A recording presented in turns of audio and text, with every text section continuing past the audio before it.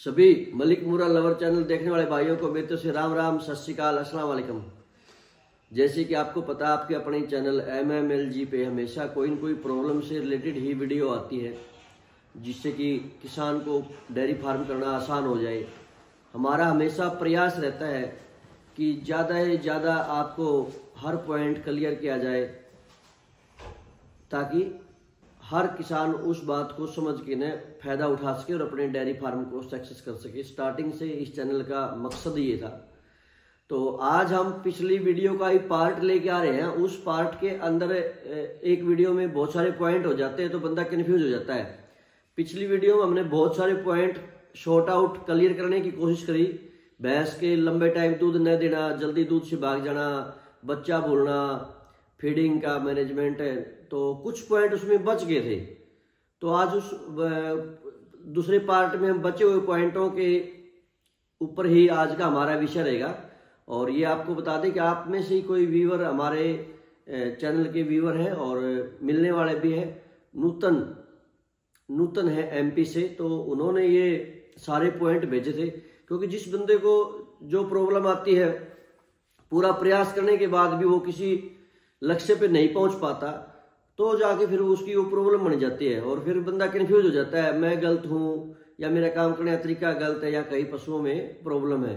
तो आज हम कोशिश करेंगे जो पॉइंट बचे हैं उसको क्लियर करने के लिए। तो आज के जो पॉइंट बच रहे हैं वो है एक नए पशु को कैसे सेट करें। ये बाहर के लोगों के लिए नहीं, यहाँ के लिए भी एक गंभीर मामला है।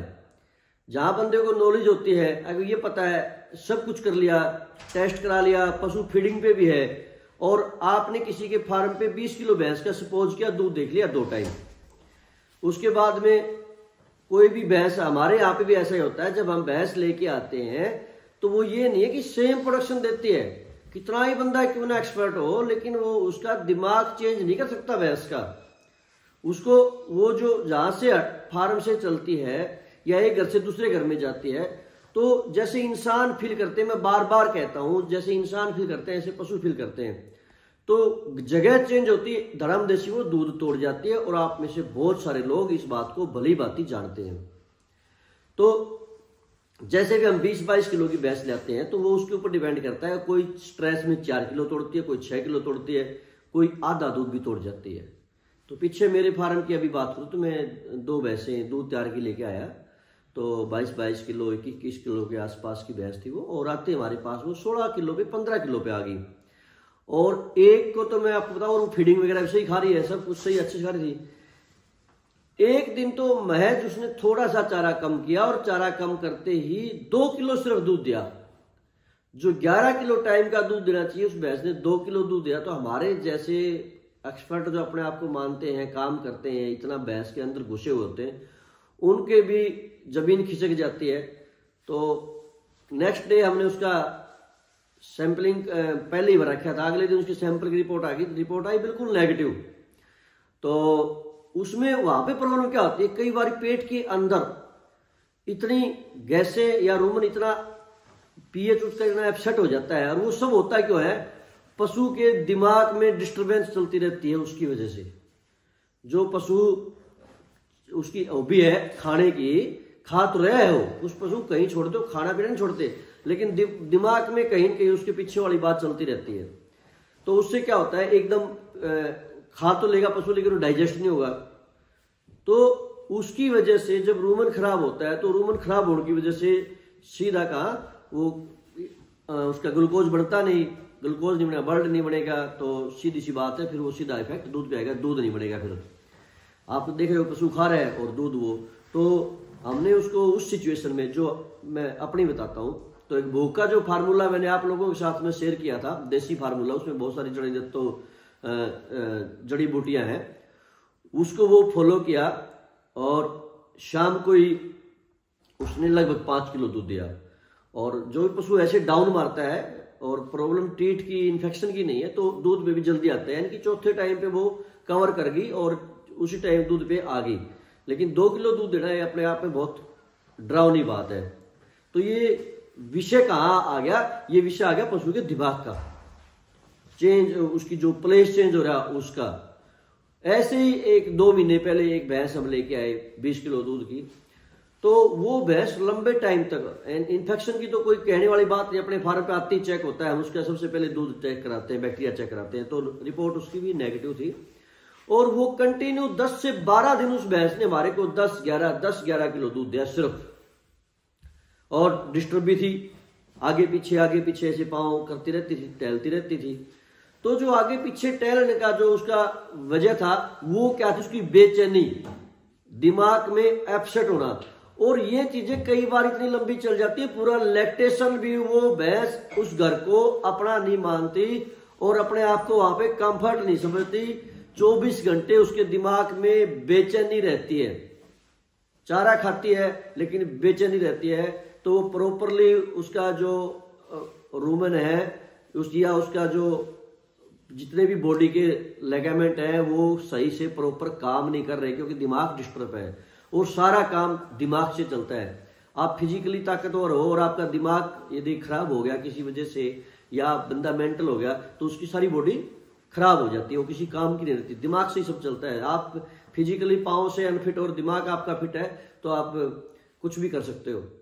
तो सेम बात ये पशु पे लागू होती है। तो ये आप लोगों को समझना पड़ेगा। जो पशु हम हरियाणा से बाहर के जो लोग लेके आते हैं वो सारी चीजें, उसका दूध भी बढ़िया है, कोई छिड्डी नहीं आती, टेस्ट ठीक है। बहुत सारे लोग बोल देते हैं एक पीछा उठाने के लिए मेरे से, अगर हमारे पास टेस्टिंग की सुविधा नहीं है। चलो आपने मान लिया आपके पशु का पॉस बढ़िया आता है, सेफ में सही आ रहा है और दूध का टेस्ट ठीक है, तो हम मान लेंगे 90% वो ठीक है। तो उसके बावजूद यदि आपका पशु प्रोडक्शन पे नहीं आ रहा तो आप उसकी एक्टिविटी नो देखो, कितना वो सो रहा है पशु, यानी कि रेस्टलेस होके जैसे पशु चारा खा के लेटता है, उसके फेस से भी आपको पता चल जाता है पशु खुश है या पशु सुस्त रहता है। तो वो चीजें सब आपको डायग्नोज करनी पड़ेगी। और मैंने उसके लिए आपको बताया था कि पशु को थोड़ा टाइमिंग दें। हाँ, एक लार्ज स्केल के ऊपर आपके पास पशु बहुत ज्यादा, नंबर ऑफ एनिमल ज्यादा है, भाई 100 पशु है तो नहीं दे सकते, लेकिन 100 पशु एक साथ में तो होते नहीं। एक बार आप बैच में 5 लेते हो, 10 लेते हो, तो 10 पशु को 10 दिन टाइम दे दो, 1 घंटा मालिश कर दिया, बुरुश मार दिया, बंदों से मरवा दिया, तो उससे क्या होगा, उनकी आपके साथ में अटैचमेंट हो जाएगी और उसको वो सुविधाएं मिलेगी। तो पिछले जो लाइफ का जिसका पार्ट रहा है या पिछले ओनर है उसको बुलाने में वो चीजें मदद करेंगी। तो ये सब चीजें जो है नए पशु को, साथ में सप्लीमेंट भी कई बार काम छोड़ जाते हैं। सप्लीमेंट एक माध्यम है, पुशअप है, जैसे मैंने आपको एक एग्जांपल दिया था, कोई नया ट्रैक्टर है वो कहीं धस जाता है तो उसकी पावर काम छोड़ जाती है, पाँव स्लिप करते रहते हैं, एक बार दूसरे ट्रैक्टर से आप खींच के बाहर निकाल दोगे तो वो अपना वही परफॉर्मेंस देगा।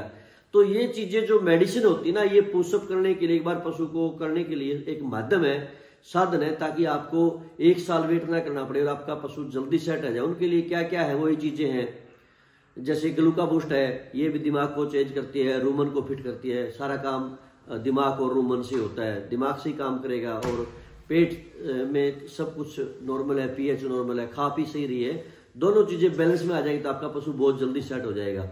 और 10 में से जैसे 2 ही पशु बंदे को परेशान करते हैं, और हो सकता है किसी ने 2 ही पशु लिए और वो 2 पशु वही हाथ लगे हो जो 10 में से 2 का रेशो आना था।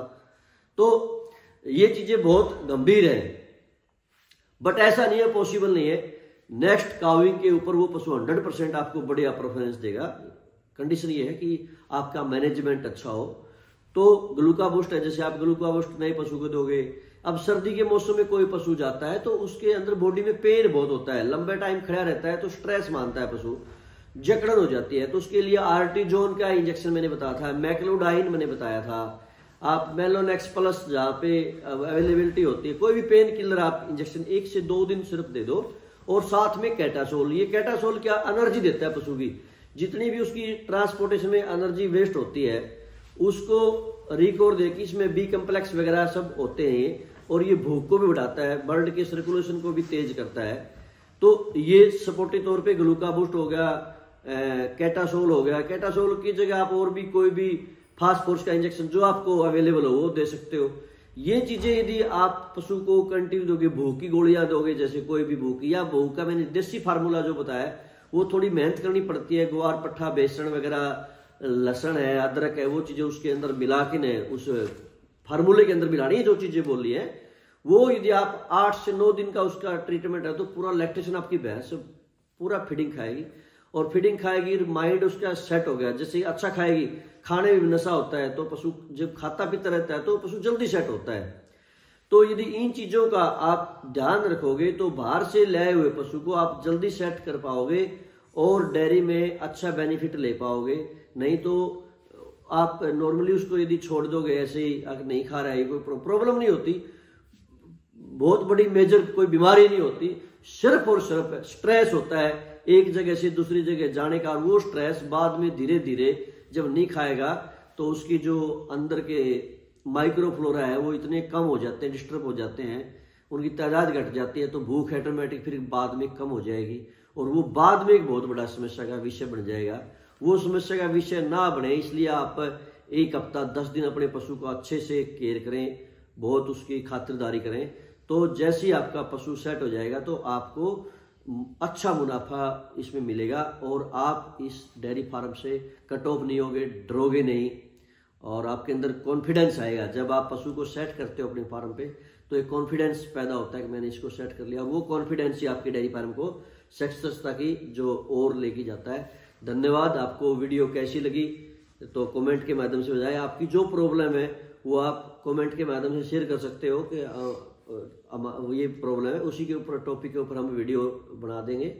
और वीडियो आपको अच्छी लगे तो लाइक और सब्सक्राइब करें। धन्यवाद।